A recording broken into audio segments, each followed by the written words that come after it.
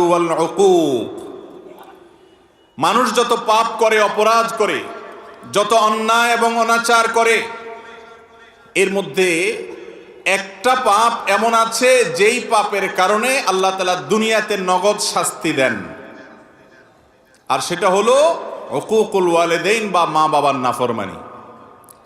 মা বাবার কি করা ভাই? নাফরমানি করা। নাফরমানি মানে কি? মা বাবার অবাধ্য হওয়া।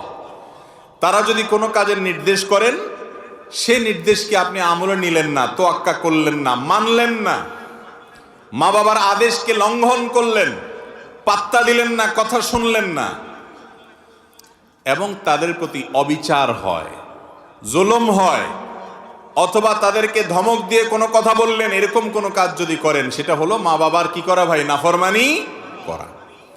মা বাবা এমন একটা বিষয়, ইমানদারের